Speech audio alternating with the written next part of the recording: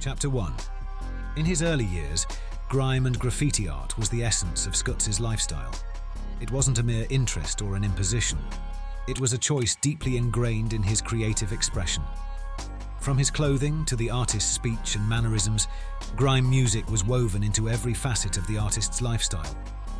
During the artist's time in school and college, UK garage dominated the music scene, but around 2002, the sound underwent a transformation. This period became the soundtrack of the artist's youth.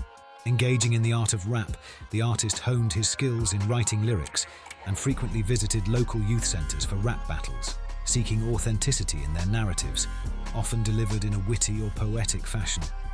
Those gatherings with fellow rappers were highly anticipated, creating a sense of tribal unity as they formed a circle, synchronizing their movements with the grime instrumentals playing and delivering impassioned lyrics.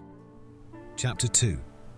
Meet Skutz, a passionate graffiti writer and rapper hailing from the vibrant West Midlands region of the UK. It was back in 2002 when he first started tagging and using the spray can, initiating an insatiable addiction to expressing himself through graffiti art on walls. In those early days, Skutz embarked on this artistic journey without a guiding hand or formal instruction in how to use the spray cans. He was a self-taught artist, learning through a process of trial and error. It wasn't until a few years later that he would finally cross paths with other graffiti writers from London. Yet even in those early stages, Skutz had a visual sense of what he aimed to create.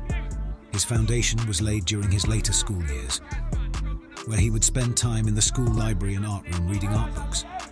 One of those books was the influential exploration of graffiti culture spray can art by Henry Chalfont and James Prigoff.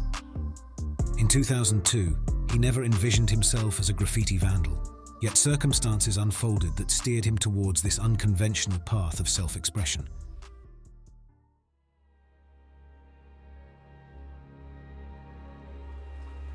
It was an era where being young and black often meant facing police harassment. The stopping and searching of black boys was prevalent across the UK. Individuals of black and Asian descent were disproportionately subjected to police stop and search tactics. This unjust practice, deeply rooted in England's history, revealed instances of officers overstepping legal boundaries in their searches. Regrettably, this pattern persists even today. His experiences shed light on a persistent issue within society and being black in England. Chapter 3. In a stroke of serendipity, Skutz's path intersected with destiny as he made his way to a Christian youth camp, Soul Survivor, in southwest England near Somerset. It was there that he encountered C4, a London graffiti writer. For Skutz, he is unequivocally the personification of a London graffiti writer.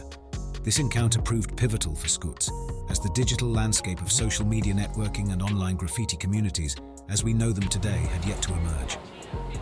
C4 served as his gateway to the vibrant street life culture of London's graffiti art scene, imparting not only its norms but also introducing him to other graffiti writers.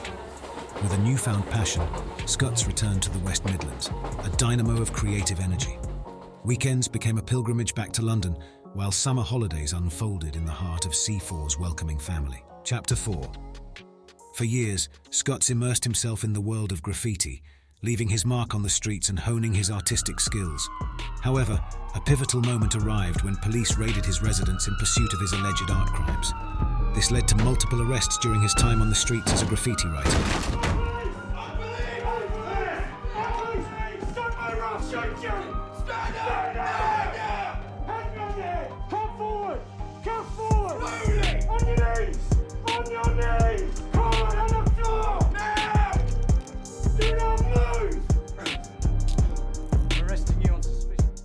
The world of graffiti art has its illicit underbelly, a side that wearied him, yet the scarcity of legal spaces for artistic expression added an extra layer of frustration. It was a desire to grow in his craft, but he was hindered by a lack of community spaces to paint. As a young, impassioned individual, Skutz found himself contemplating his future and his educational aspirations. A life-changing near-death encounter in a head-on collision left him bound to a wheelchair. This moment of stillness afforded him the space to contemplate a new trajectory. He focused on his artistic evolution. Chapter 5. Following his graduation in 2008 with a Bachelor of Arts degree with honours in Fine Arts, Michael wasted no time.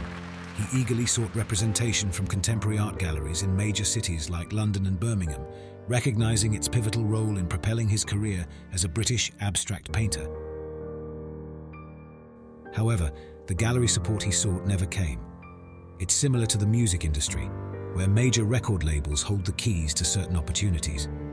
It was a difficult time to be ambitious during the global financial crisis. There was mass unemployment, and many local businesses in the West Midlands struggled to stay afloat and had to cut costs, including reducing their workforce. A time when many doors seemed to close for the young British abstract artist. Undeterred, Skutz and his graffiti friends from London took matters into their own hands, orchestrating an exhibition. It was a grand undertaking, showcasing ambition and a DIY attitude. The Waterloo Graffiti exhibition in London was a testament to their determination. Although none of the media outlets wrote about it, Michael actively participated in local exhibitions and found success in selling his work. Today, the landscape has evolved. Social media has granted him the platform to promote his own paintings. The consistency he maintained over 20 years has paid off.